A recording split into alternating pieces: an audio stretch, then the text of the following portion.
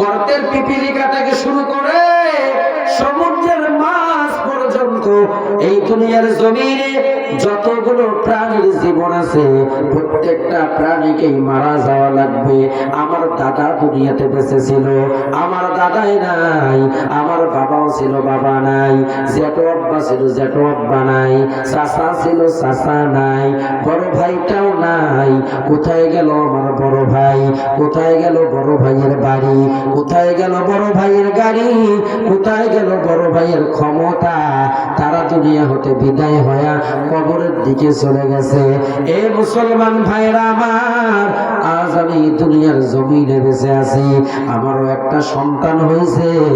এমন একদিন আসবে আমার সন্তানটা দুনিয়াতে থাকবে, আমি দুনিয়াতে থাকবো না। কথা ঠিক কিনা? যারা এই দুনিয়ার জমিনের মধ্যে তাদের এই হায়াতি জিন্দেগিটাকে কাজে লাগাইতে পারবেন, আজান হলে মসজিদে গিয়ে নামাজ আদায় করবে। আমার মা বোনদেরকে বলবো, আজান হয়ে গেছে। আল্লাহ কোরআনের মধ্যে বলেন, ইযা নুদিয়া লিস-সালাতি মিন ইয়াউমিল জুমআ ফাসআউ ইলা যিকরিল্লাহি ওয়া যারুল বাই'। আল্লাহ বলেন, বান্দারে, মসজিদের মধ্যে যখন মুয়াজ্জিন আল্লাহু আকবার বলে আজান দিয়ে দিবে, দোকানদার দোকানদারি করতে পারবে না, ব্যবসায়ী ব্যবসা করতে পারবে না, চাকরিজীবী চাকরির চেয়ারে বসে থাকতে পারবে না, ছাত্র ছাত্রী স্কুল কলেজে থাকতে পারবে না, মহিলারা রান্না ঘরে থাকতে পারবে না, এই কৃষক ভাইরা কৃষি কাজ করতে জমিতে থাকতে পারবে না, শ্রমিকেরা বাজারে থাকতে পারবে না। আল্লাহ বুঝাইতে চায়, বান্দা, আজান যখন হয়ে গেছে, এখন দোকানদার দোকানদারি বন্ধ করে মসজিদের দিকে যাবে, দুনিয়ার সব কাজগুলো বন্ধ হয়ে যাবে। আল্লাহ তাকে সাড়া দেওয়ার জন্য দুনিয়ার কাজের চাইতে আজানটা আমার আল্লাহর কাছে বড় প্রিয়, আজানটার দাম অনেক বেশি। এজন্য মানুষেরা দুনিয়ার কাজ কর্মগুলো ফালায়া আজানের সময় নামাজ আদায় করার জন্য মসজিদের দিকে দৌড় দেবে। কথা ঠিক কিনা? কথা বলেন ডানে বানো, আমার কান পর্যন্ত যেন না আসে, সমস্যা আমার হয়। আচ্ছা বলেন তো, দুনিয়ার কাজের দাম বেশি, চাকরির দাম বেশি, ব্যবসা বাণিজ্যের দাম বেশি না নামাজের দাম বেশি? আল্লাহর ডাকের দাম বেশি। কথা ঠিক কিনা? এটাই হবে পরীক্ষা। মুসলমান ভাইরা আমার, দুনিয়াতে পাঠাইছেন আমার আল্লাহ, পরীক্ষা নেবেন, আমলের পরীক্ষা নেবেন। একটা ছাত্র যখন পরীক্ষা দেওয়ার জন্য পরীক্ষার হলের মধ্যে যায়, ওই ছাত্রটাকে 3 ঘন্টা সময় বেঁধে দেয়। এই 3 ঘন্টা সময়ে তুমি পরীক্ষা দাও, প্রশ্ন দিয়ে দেয়, 7টা প্রশ্ন দিয়ে দেয়। এই 7টা প্রশ্ন 3 ঘন্টা সময়ের মধ্যে তোমাকে লেখা লাগবে। ছাত্রটা পরীক্ষার হলের মধ্যে চলে যায়। ও মুসলমান ভাইরা আমার, সারা বছর এই ছাত্রটা কি করেছে এই পরীক্ষার হলের মধ্যেই তার প্রমাণ পাওয়া যাবে। ছাত্রটা প্রশ্নপত্র হাতে নিছে, কলমটা হাতের মধ্যে নিছে, এমন সময় বেলের মধ্যে আওয়াজ ভেসে উঠছে। এখন ছেলেটা লেখা শুরু করে দিছে। আমি আপনাদের কাছে জানতে চাই, ওই পরীক্ষার হলের 3 ঘন্টা সময়ের দাম আছে না নাই? বলে 3 ঘন্টা সময়ের কেমন দাম? বলে মাথা ঘোরার সময় নাই। কলমটা যদি হাত থেকে পড়ে যায়, এই কলমটা তুলতেও কলিজাটা কেঁপে ওঠে। আমার 2টা সেকেন্ড সময় থেকে বাইর হয়ে গেল। তার মানে সারা বছর ক্লাসের মধ্যে কত দুষ্টামি করলো, কত ফাঁকি দিল, কিন্তু পরীক্ষার 3 ঘন্টা সময়ে 1টা মিনিট যদি কোনো ছাত্র 1টা মিনিটের দাম যদি না দেয়, ওই ছাত্রের জীবন থেকে পরীক্ষার ভালো ফলাফল থেকে 1টা মিনিট তার বরবাদ হয়ে যেতে পারে। কথা ঠিক কিনা? 1টা মিনিটের জন্য যদি ট্রেন রেলগাড়ি আপনার জন্য ছেড়ে দেয়, ফিরে আসবে না। বন্ধুরা আমার, এই জন্য পরীক্ষার হলের মধ্যে ছাত্র প্রশ্ন লেখে, সঠিকও লিখতে পারে, বেঠিকও লিখতে পারে, মাস্টার সাহেব তাকে বাধা দেয় না, সঠিক লিখলেও বাধা দেয় না, বেঠিক লিখলেও বাধা দেয় না। কারণ একদিন রেজাল্ট হবে, একদিন ফলাফল হবে, সেদিন দেখা যাবে রে ছাত্র তুমি পাস করেছো নাকি ফেল করেছো। কথা ঠিক কিনা? সারা বছর পড়াশোনা করলা, এই পরীক্ষার 3 ঘন্টা সময় তুমি প্রশ্নের উত্তরগুলো লেখলা।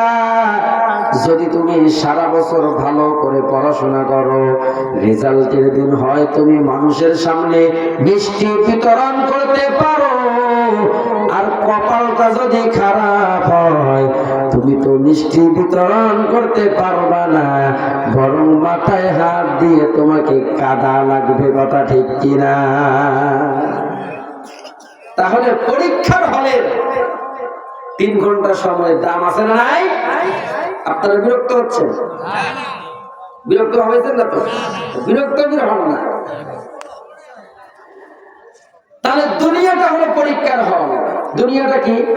পরীক্ষার হল। তাহলে বলেন, ওই পরীক্ষার হলের 3 ঘন্টা সময়ের চাইতে এই দুনিয়ার এই জিন্দেগিটা যদি পরীক্ষার হল হয়, এই দাম অনেক বেশি, অনেক বেশি। কথা ঠিক কিনা? হুজুর কেন বেশি? কারণ একটা ছাত্র পরীক্ষার মধ্যে যদি ফেল করে ফেলে, পরের বছরে আবারও পাস করার সুযোগ আছে না নাই? মুসলমান ভাইরা আমার, দুনিয়ার এই হায়াতে জিন্দেগিতে চলতে গিয়ে আল্লাহ না করুক তুমি যদি ফেল করে ফেলো এই পরীক্ষায়, বান্দা তোমার আর পাস করার আর কিন্তু সুযোগ নাই। আছে নাকি? সুযোগ নেই। মুসলমান ভাইরা আমার, আল্লাহ বলেন বান্দা পরীক্ষা নিতেছি, আবার তোমাদেরকে পরীক্ষা করব। টেস্ট পরীক্ষা। কি পরীক্ষা? কবরের মধ্যে তোমার পরীক্ষা হবে।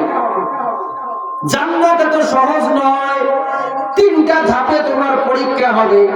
দুনিয়াতেও আমরা দেখি 3টা ধাপেই পরীক্ষা হয়। 6 মাস গেলে একটা পরীক্ষা, এরপরে পরীক্ষার আগে টেস্ট পরীক্ষা, ছাত্রটাকে টেস্ট করে ফাইনাল পরীক্ষাটা তার কেমন হবে, এরপরে হয় ফাইনাল পরীক্ষা। আল্লাহ বলেন বান্দা দুনিয়ার জীবনে পরীক্ষা দিচ্ছ, কবরের মধ্যেও তোমাদেরকে পরীক্ষা নিব। কবরের পরীক্ষাটা কেমন হবে? আল্লাহ বলেন বান্দা কবরের মধ্যে 3টা প্রশ্নের মাধ্যমে আমি আল্লাহ তোমার পরীক্ষা নিব। 1 নম্বর রবের পরিচয় দাও, 2 নম্বর ধর্মের পরিচয় দাও, 3 নম্বর নবীর পরিচয় দাও। বান্দা দুনিয়ার জীবনে রবের সাথে যদি তোমার সম্পর্কটা ভালো থাকে, সেদিন তুমি রবের পরিচয় দিতে পারবা। এ বান্দা দুনিয়ার জমিনে ধর্মের সাথে যদি তোমার সম্পর্কটা মজবুত থাকে, তুমি সেদিন ধর্মের পরিচয় দিতে পারবা।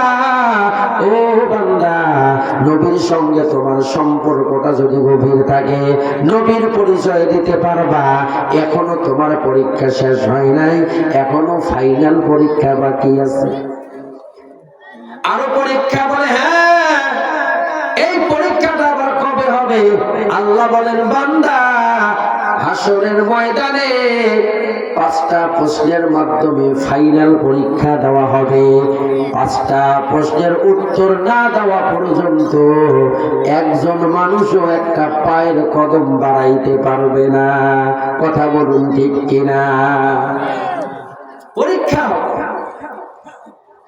তবে এই পরীক্ষার উত্তর বলে আপনি দুনিয়াতে যেমন আমল করবেন, যেমন কাজ করবেন, তেমন ওই পরীক্ষাগুলো আপনার হবে। কথা ঠিক কিনা বলে? মুসলমান ভাইরা আমার, আল্লাহ তাআলা বলেন ফাহিয়াকুম, জীবন দিয়েছি পরীক্ষা করার জন্য। সুম্মা সুম্মা ইউমীতুকুম, বান্দা আবার তোমাদেরকে দুনিয়া হতে বিদায় নেওয়া লাগবে। মুসলমান ভাইরা আমার, এখন আমার দিকে একটু মনোনিবেশন করেন। আমার প্রত্যেকটা কথা কিন্তু বোঝা লাগবে। একটা লাইন যদি বুঝতে না পারেন, পরের ওয়াজ কিন্তু আর বুঝবেন না। মনোযোগ দিয়ে শোনা দরকার আছে না নাই? এই ওয়াজ গুলো একটার উপর একটা লাগা আছে, সম্পর্ক আছে, বুঝছেন? একটা হারাইলে শেষ, একটা হারাইলে কি শেষ, আউলি যাবে। হ্যাঁ, ভালো কি শোনেন, সমস্ত মানুষকে মারা যাওয়া লাগবে, মৃত্যুবরণ করা লাগবে। আল্লাহ বলেন কুল্লু নাফসিন যায়িকাতুল মাউত, প্রত্যেকটা প্রাণীকেই মৃত্যুর স্বাদ আস্বাদন করা লাগবে। এ মুসলমান ভাইরা আমার, মানুষ মৃত্যুর কথা যেন ভুলে না যায়, এই জন্য আমার আল্লাহ তাআলা একটা নয়, দুইটা নয়, কোরআনের বিভিন্ন সূরায়, 3টা সূরার ভিতরে আল্লাহ তাআলা একটা আয়াতে বললেন কুল্লু নাফসিন যায়িকাতুল মাউত, প্রত্যেকটা প্রাণীকেই মৃত্যুবরণ করা লাগবে। গর্তের পিপিলিকা থেকে শুরু করে সমুদ্রের মাছ পর্যন্ত এই দুনিয়ার জমিনে যতগুলো প্রাণীর জীবন আছে, প্রত্যেকটা প্রাণীকেই মারা যাওয়া লাগবে। আমার দাদা দুনিয়াতে বেঁচে ছিল, আমার দাদাই নাই, আমার বাবাও ছিল, বাবা নাই, জেঠু আব্বা ছিল, জেঠু আব্বা নাই, চাচা ছিল, চাচা নাই, বড় ভাইটাও নাই। কোথায় গেল আমার বড় ভাই? কোথায় গেল বড় ভাইয়ের বাড়ি? কোথায় গেল বড় ভাইয়ের গাড়ি? কোথায় গেল বড় ভাইয়ের ক্ষমতা? তারা দুনিয়া হতে বিদায় হয়ে কবরের দিকে চলে গেছে। এ মুসলমান ভাইরা আমার, আজ আমি দুনিয়ার জমিনে বেঁচে আছি, আমারও একটা সন্তান হয়েছে। এমন একদিন আসবে আমার সন্তানটা দুনিয়াতে থাকবে, আমি দুনিয়াতে থাকবো না। কথা ঠিক কিনা? মুসলমান ভাইরা আমার, প্রত্যেকটা প্রাণীকে মৃত্যুর স্বাদ আস্বাদন করা লাগবে। এটা হলো 1 নম্বর ব্যাখ্যা। বোঝেন? 2 নম্বর ব্যাখ্যাটাও আপনাদেরকে বলি। মৃত্যু থেকে কেউ বাঁচতে পারবে না, পালাইতে পারবে না। কথা ঠিক কিনা? মৃত্যু থেকে কেউ পালাইতে পারবে না। এ মুসলমান ভাইরা আমার, এজন্য কবি বলেন মরণ থেকে যতই পালাও, মরণ তোমায় নিবে ঘিরি। যদিও লুকাও আকাশ পানে, সেটায় লাগায়া সিঁড়ি।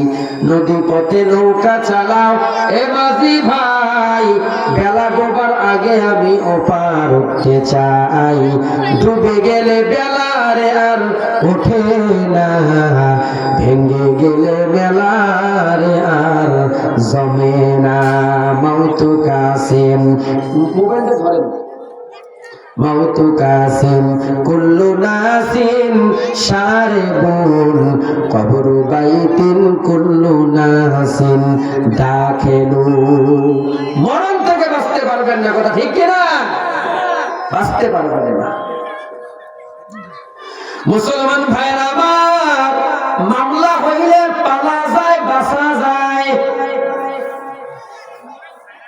এই উলিপুর থানার মধ্যে আপনার নামে মামলা হয়ে গেছে। আপনি এখন মনে মনে চিন্তা করতেছেন, যখন তখন পুলিশ আমার বাড়িতে আসতে পারে।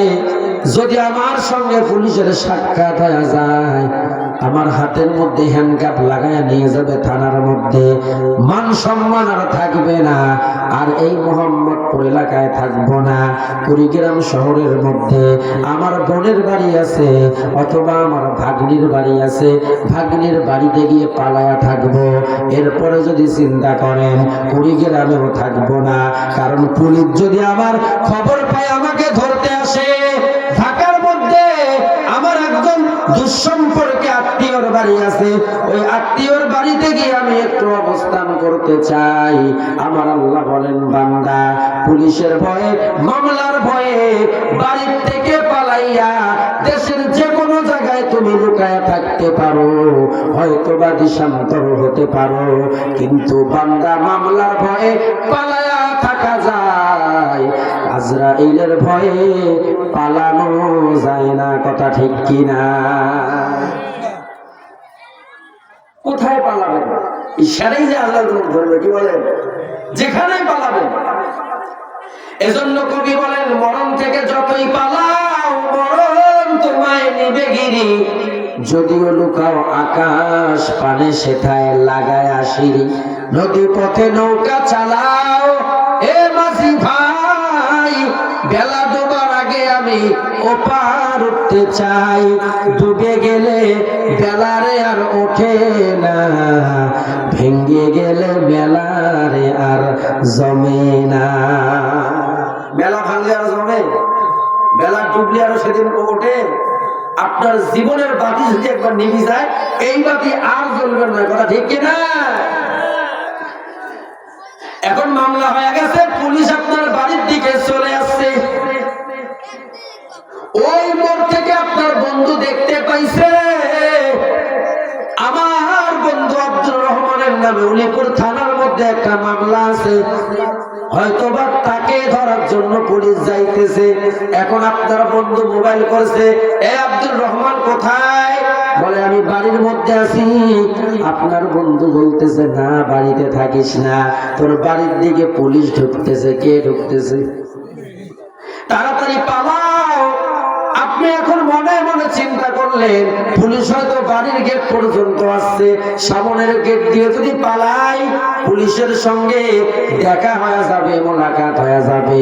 এই পুলিশ কোমরের মধ্যে রশি বাঁধতে পারে, হাতে পায়ে বেড়ি লাগাইতে পারে। না না, সামনের গেট দিয়ে পালানো যাবে না, পুলিশ আমাকে দেখে ফেলবে। আপনি এখন চিন্তা করলেন পিছনের গেট দিয়ে আমি পালায়া যাব। আল্লাহ বলেন, বান্দারে পুলিশের ভয়ে পিছনের গেট দিয়ে বান্দা তুমি পালাইতে পারবা, কিন্তু বান্দা মৃত্যু থেকে পালায়া বাঁচতে পারবা না, কথা ঠিক কিনা? 2 নম্বর ব্যাখ্যাটাও বোঝে, মৃত্যু থেকে কেউ পালাইতে বাঁচতে পারবে, এই ব্যাখ্যাটা বুঝছে।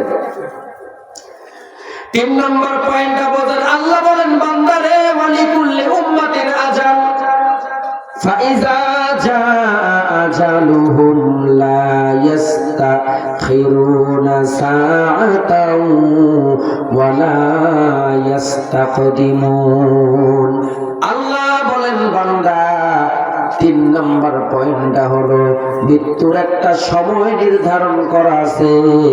1 সেকেন্ড আগেও মৃত্যু হবে না, 1 সেকেন্ড পরেও মৃত্যু হবে না।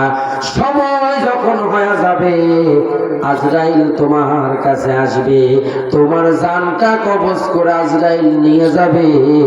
আজরাইল 1 সেকেন্ডের জন্য অপেক্ষা করবে না, কথা ঠিক কিনা?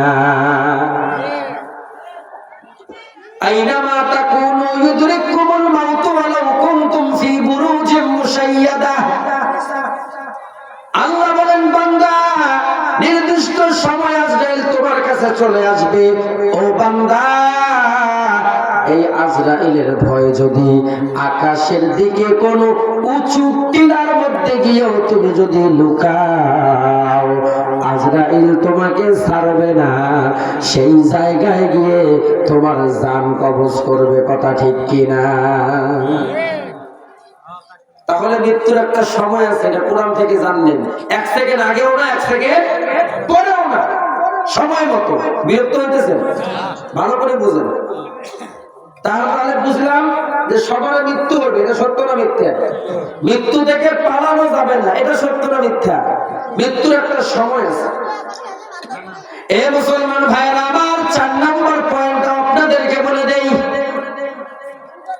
আল্লাহ তাআলা কোরআনুল কারীমের ভিতরে বলেন, ওয়ামা তাদরি নাফসুম বিআইয়ি আরদিন তামুত। আল্লাহ বলেন, বান্দা মৃত্যুর 4 নম্বর পয়েন্টটা হলো, বান্দা তোমার মৃত্যুর জন্য একটা জায়গা নির্ধারণ করা আছে। যতক্ষণ পর্যন্ত ওই জায়গার মধ্যে তুমি যাইবা না রে বান্দা, ততক্ষণ পর্যন্ত তোমার মৃত্যু হবে না, কথা ঠিক কিনা? তোমার মৃত্যু কোন জায়গার মধ্যে হবে বান্দা, তোমাকে আমি আল্লাহ জানাই নাই, আমার ইলমের ভিতরে সেটা রেখে দিয়েছি। বান্দা যদি তোমাকে জানাইতাম তোমার মৃত্যু খামার বজরা বাজারের মধ্যে হইবে, বান্দারে যত বড় বিপদ হোক আর যত বড় প্রয়োজন হোক না কেন আপনি ওই খামার বজরা বাজারে আর যাইতেন না। কথা ঠিক কিনা? এজন্য আল্লাহ আপনাকে জানাইনি, আল্লাহ ইলমে রাখছে। মুসলমান ভাইরা আমার, আল্লাহর নবী হাদিস শরীফের মধ্যে বলেন, ইজা কাদাল্লাহু লিআবদিন আইয়ামুতা বিআরদিন জাআলা লাহু ইলাইহা হাজাতান। মানুষের যেই জায়গার মধ্যে মৃত্যু লেখা আছে, আল্লাহ তাআলা ওই মানুষটাকে ওই জায়গার মধ্যে একটা হাজত তৈরি করে দেয়, একটা প্রয়োজন তৈরি করে দেয়। জীবনের ব্যাংকে যান নাই, কিন্তু মৃত্যুটা ব্যাংকে লেখা আছে। আপনাকে ব্যাংক পর্যন্ত যাওয়া লাগবে, কারণ সেখানে আপনার একটা প্রয়োজন হইবে। মৃত্যুর জায়গা নির্ধারণ করা আছে, ওই জায়গায় আল্লাহ আপনাকে নিয়ে যাবে, এরপরে আপনার জান কবজ করা হবে। এজন্য আমাদের কুড়িগ্রামে একটা আঞ্চলিক ভাষা আছে, যার মৃত্যু যেখানে নৌকা ভাড়া করে যায় সেখানে। কথা বলুন ঠিক কিনা? তার মানে মৃত্যু লেখা আছে কুড়িগ্রামে। এখন আপনি রিক্সা বাজেট করে কুড়িগ্রামে গেছেন, আর আপনি বাড়িতে আসতে পারেন নাই, বরং আপনার লাশ বাড়িতে আসছে। কথা ঠিক কিনা? তাহলে বুঝছেন তো মৃত্যুর একটা জায়গা আছে না নাই? মুসলমান ভাইরা, সুলাইমান আলাইহিস সালাম নামে একজন নবী ছিল। কি নাম? সুলাইমান আলাইহিস সালাম।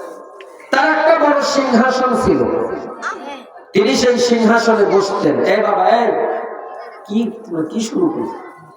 কথা বলা যাবে না বাবা, আমি অসুস্থ মানুষ, কথা বলবো। এই সুলাইমান আলাইহিস সালামের রাজদরবারে একজন মন্ত্রী ছিল, যাকে সিনিয়র মন্ত্রী বলা হয়। কি মন্ত্রী বলা হয়? বলেন বলেন, কি মন্ত্রী? সিনিয়র মন্ত্রী। এই সিনিয়র মন্ত্রী সহ একজন সুলাইমান নবী কথোপকথন করতেছে, একটা বিষয় নিয়ে আলাপ করতেছে। এমন সময় মালাকুল মউত আজরাইল সুলাইমান নবীর কাছে আসছে একটা বিষয় নিয়ে পরামর্শ করার জন্য। মন্ত্রী দাঁড়ায় আছে, আজরাইল সুলাইমান নবীর সাথে কথোপকথন করলেন। বিদায়ের মুহূর্তে মালাকুল মউত আজরাইল ওই যে তার সিনিয়র মন্ত্রীর দিকে একটু আর নজরে তাকাইছে, এমন করে তাকাইছেন। কিন্তু যখন আজরাইল বিদায় হয়ে গেছে, ওই মন্ত্রী সুলাইমান নবীকে ডাক দিয়ে বলে, ও নবী সুলাইমান, এই লোকটা কে আসছে আপনার কাছে? কোথায় তার বাড়ি? কোথায় তার ঘর? কি তার পরিচয়? জীবনে এই লোকটাকে আমি দেখি নাই। নবী সুলাইমান ডাক দিয়ে বলে, মন্ত্রী, তিনি সাধারণ কোনো মানুষ না, তিনি হলো মালাকুল মউত আজরাইল। প্রয়োজনীয় একটা পরামর্শ করার জন্য আমার কাছে আসছে। এবার মন্ত্রী অবাক হয়ে গেছে, ডাক দিয়ে বলে, নবী সুলাইমান, এই লোকটাকে আবার আপনার দরবারে আসবে? বলে, হ্যাঁ, আরো আসবে, আগামী কালকেও আসবে। এবার মন্ত্রী ডাক দিয়ে বলে, ও নবী সুলাইমান, আজ থেকে আর আপনার দরবারে থাকবো না, আর আপনার চাকরি আমি করব না, আমাকে আপনি বিদায় করে দেন। বিদায়ের মুহূর্তে ওই লোকটা আমার দিকে তাকাইছে, আমি ভয়ে থরথর করে কাঁপতেছি। যদি জীবনে কোনোদিন ওই লোকটার সাথে আর একবার আমার দেখা হয়ে যায়, আমি আর জমিনের মধ্যে বাঁচতে পারবো না, হয়তো বা জায়গায় আমি হাটফেল করে মারা যাব। নবী সুলাইমান তাকে বোঝাচ্ছে, কিছুই হবে না, আপনি আমার দরবারে থাকেন, আমি তো আছি, সমস্যা। কিন্তু এই লোকটা ভয় পেয়েছে না, আজরাইল আসবে এই জায়গাতে, আমি এই জায়গায় থাকবো, আবার আমার দিকে তাকায়, ভয় পেয়েছে। ডাক দিয়ে বলে, সুলাইমান নবী, আর আমি থাকবো না, আপনি আমাকে বিদায় করে দেন। নবী সুলাইমান তাকে বিদায় করতে যাবে, এমন সময় ওই লোকটা ডাক দিয়ে বলে, নবী সুলাইমান, আল্লাহ তাআলা তো প্রত্যেকটা নবীকে মুজিজা দান করেছেন, আপনাকেও তো মুজিজা দান করেছেন। ও নবী সুলাইমান বাতাসকে আপনার গোলাম বানায়া দিয়েছে, আপনি বাতাসকে হুকুম করেন এই বাতাস আমাকে একটা ধাক্কা মারবে। এক ধাক্কা দিয়ে এখান থেকে বহু দূরে হিন্দুস্তানের জঙ্গলের পাশে পাহাড় আছে, ওই পাহাড়ের পাদদেশে আমাকে ফালাইয়া দিয়ে আসবে। নবী সুলাইমান তাকে বুঝায়, কিন্তু লোকটা বোঝে না। এক পর্যায়ে নবী সুলাইমান বাতাসকে হুকুম করে, এই বাতাস ওই মন্ত্রীকে একটা ধাক্কা মারে। এক ধাক্কায় গিয়ে হিন্দুস্তানের জঙ্গলের পাহাড়ের গুহার ভিতর ঢুকে যায়। লোকটা এবার বাঁচলাম, কি করলাম? বাঁচলাম। কিন্তু রাত্র পার হয়ে যায়, সকাল হয়ে যায়, দুপুর ঘনিয়ে আসে। নবী সুলাইমান তার রাজ দরবারে তার সিংহাসনের মধ্যে বসছে। এমন সময় মালাকুল মউত আজরাইল সুলাইমান নবীর কাছে এসে দাঁড়াইছে। ওগো নবী, আল্লাহর সালাম গ্রহণ করুন। আমি আজরাইলের সালাম গ্রহণ করুন, আপনার সাথে কিছু কথা বলার জন্য আসছি। ঠিক আছে, আপনি কথা শুরু করেন। আজরাইল কথা বলে, সুলাইমান নবীও কথা বলে। কথাবার্তা যখন শেষ হয়ে গেছে, আজরাইলের বিদায়ের মুহূর্ত হয়ে গেছে। বিদায় বেলা নবী সুলাইমান আজরাইলকে ডাক দিয়ে বলে, আজরাইল, একটা প্রশ্নের উত্তর না দিয়ে আপনি যাবেন না। বলে, কি প্রশ্ন? বলে, কালকে কি আপনি আমার মন্ত্রীর দিকে বাঁকা নজরে তাকাইছেন? আজরাইল একটু হাসি দিছে আর ডাক দিয়ে বলে, ও নবী সুলাইমান, আমি তো আপনার মন্ত্রীর দিকে তাকাইছি, তবে অবাক দৃষ্টিতে তাকাইছি। কি দৃষ্টিতে? কেন অবাক হওয়ার কি আছে?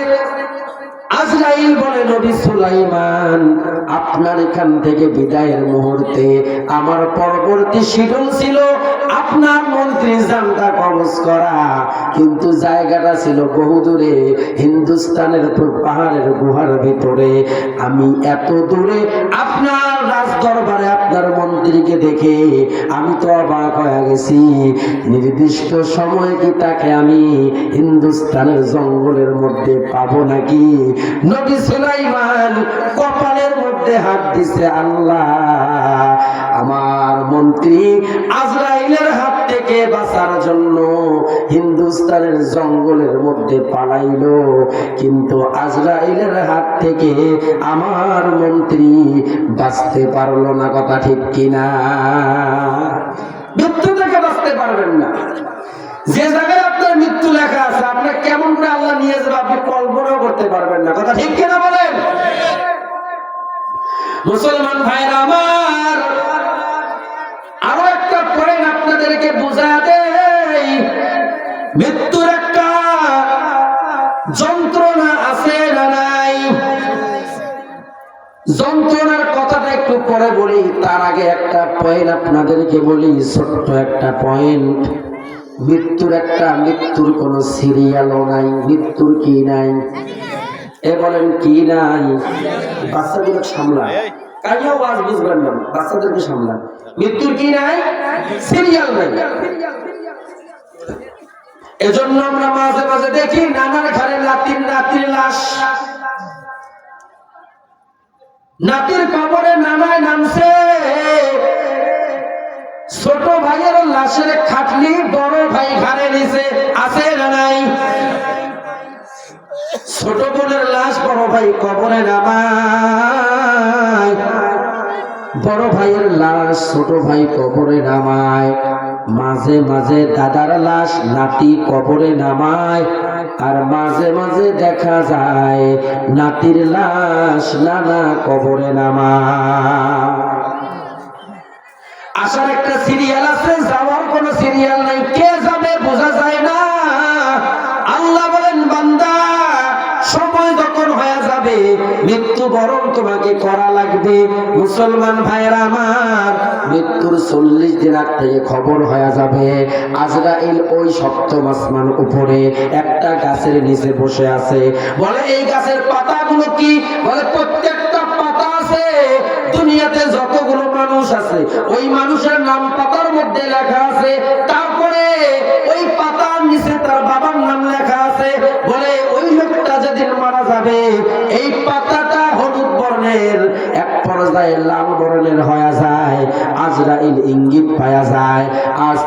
40 দিন পরে ওই লোকটার জান কবজ করা হবে।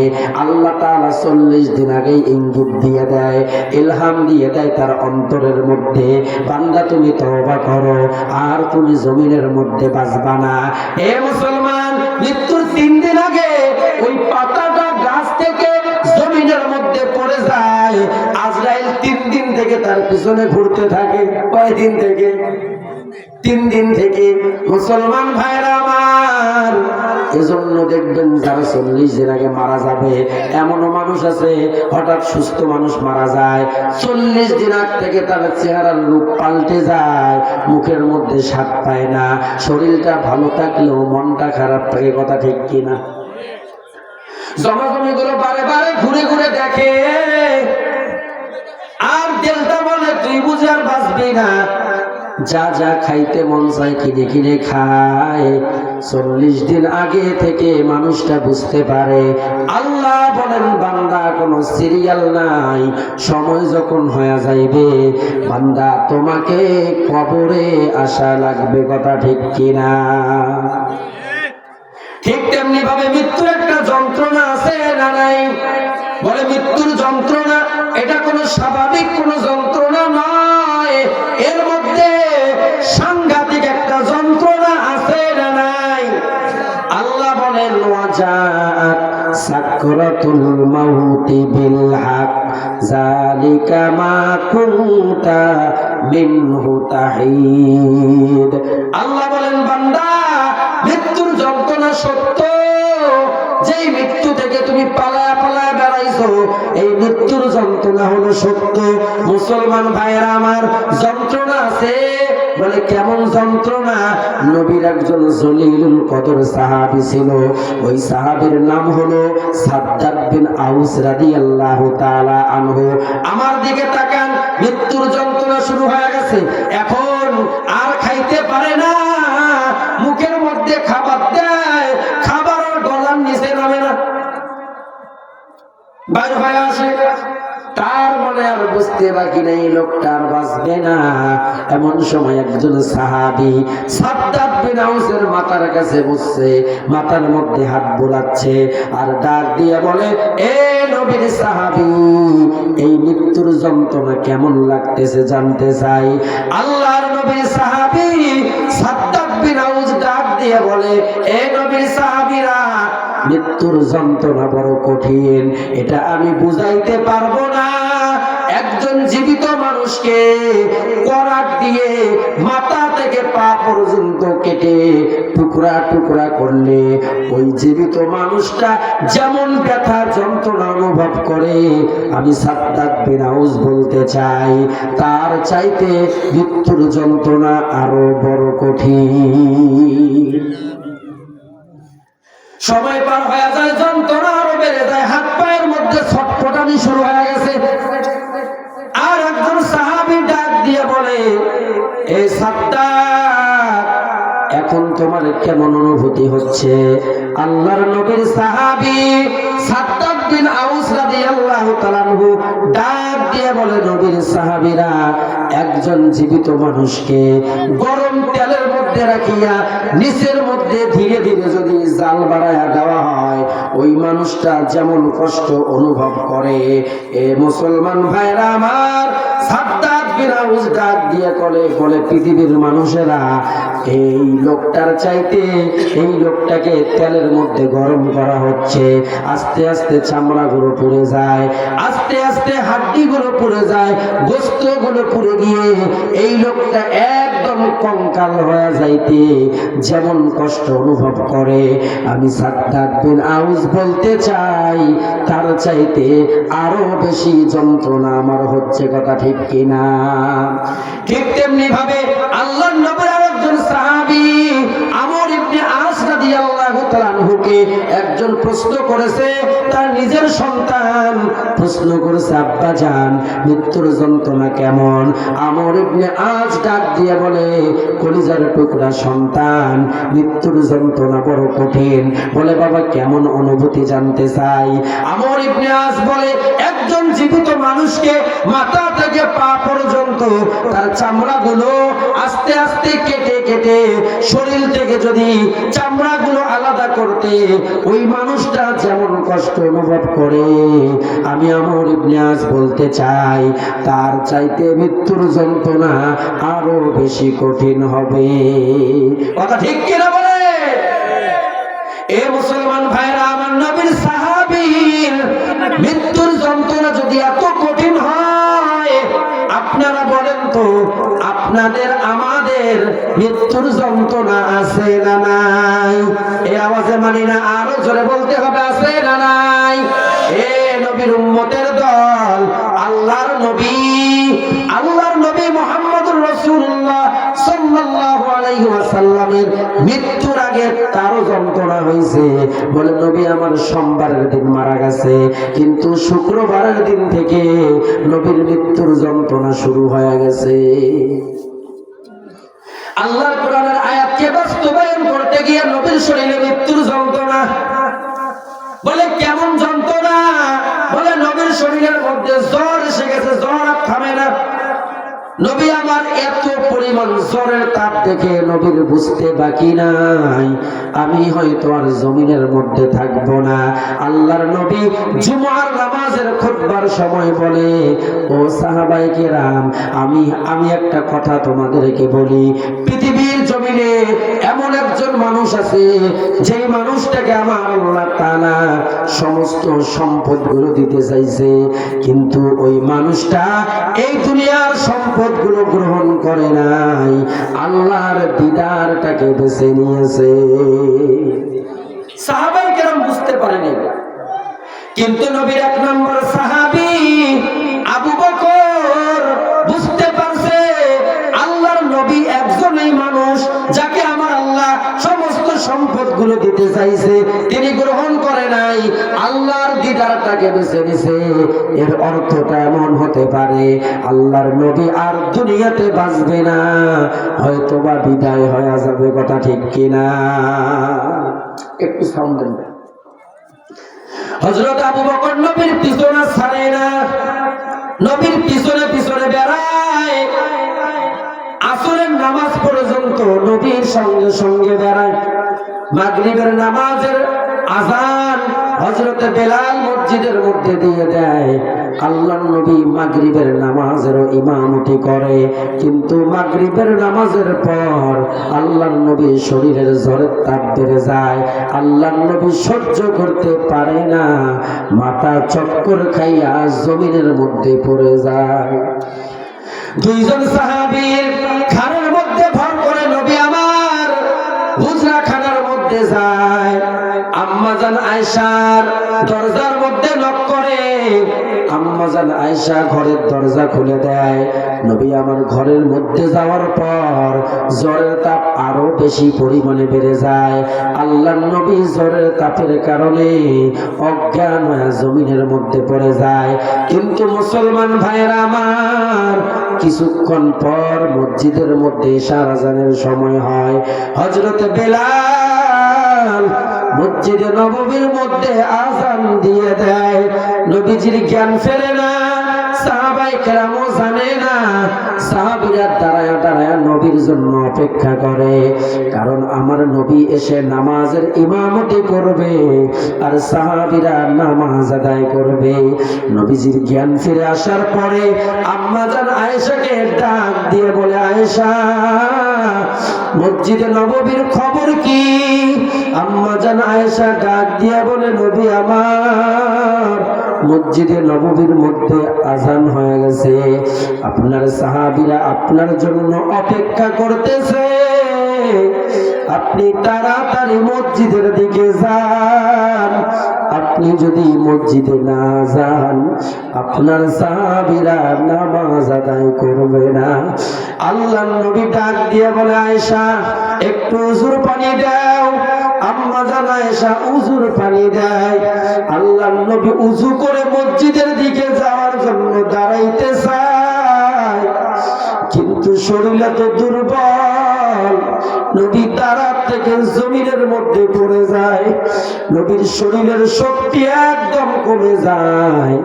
আল্লাহর নবীর আর বুঝতে বাকি নাই, আমি আর কোনোদিন নামাজ পড়াইতে পারবো না, এটাই হয়তো আমার শেষ নামাজ।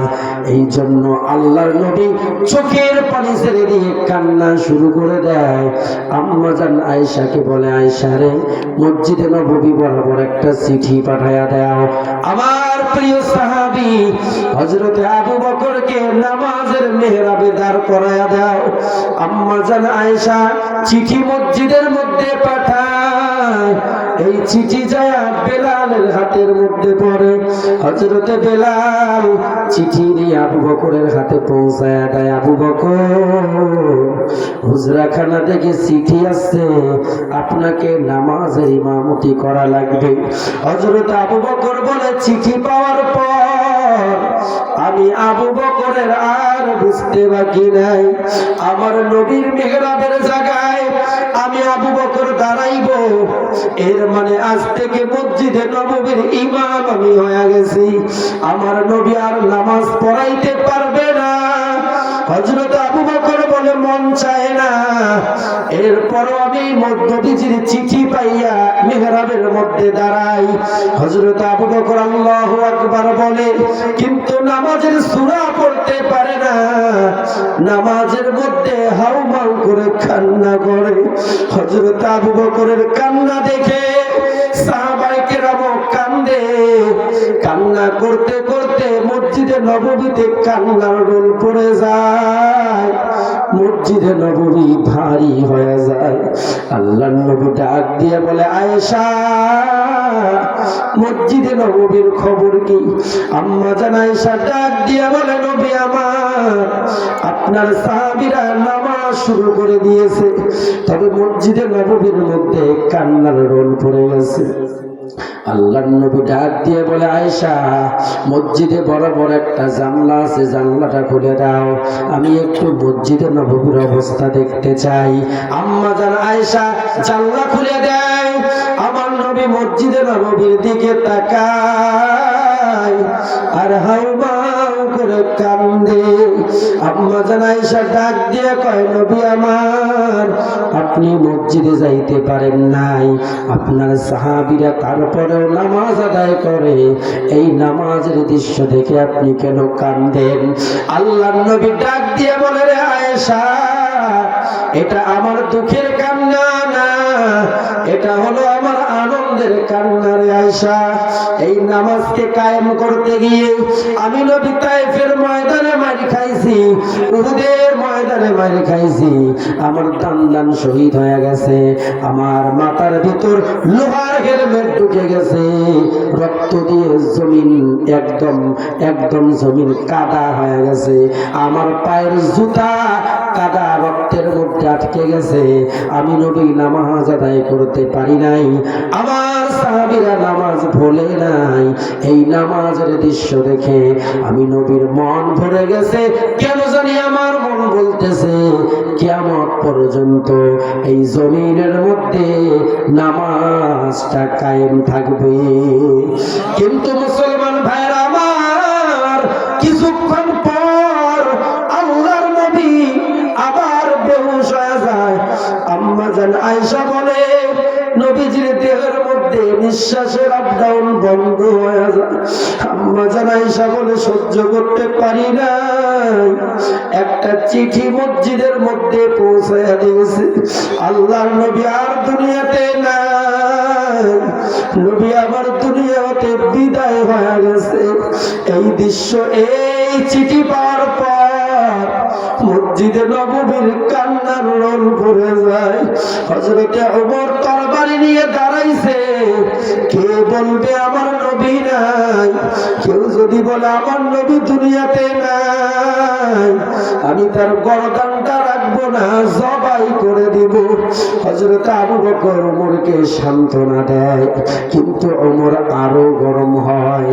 হযরত ওমর বলে, আবু বকর কি মন্ত্র জানে জানি না, মসজিদে নববী থেকে একটা আয়াত তেলাওয়াত করে, ওয়া মা মুহাম্মাদুন ইল্লা রাসূল قد خلت من قبله الرسل أفإن مات أو قتل انقلبتم على أعقابكم। হযরত ওমর বলে, এই আয়াত শোনার পরে কেন জানি আমার মন বলতেছে এই আয়াতের পাওয়ার আমাকে ধীরে ধীরে আমাকে দুর্বল করে দিচ্ছে। এক পর্যায়ে হাত থেকে তরবারিটা জমিনের মধ্যে পড়ে গেছে। আর দেরি করি নাই, আবু বকরকে সাথে নিয়ে হুজরাখানায় দৌড় দিছি। হুজরাখানায় যাইয়া দেখি আল্লাহর নবীকে সাদা চাদর দিয়ে ঢেকে রাখছে। হযরত আবু বকর এই দৃশ্য দেখে নিজেকে আর কন্ট্রোল করতে পারে নাই, জমিনের মধ্যে মাথা চক্কর খায়া পড়ে গেছে। হযরত ওমর বলে, নবীর মুখে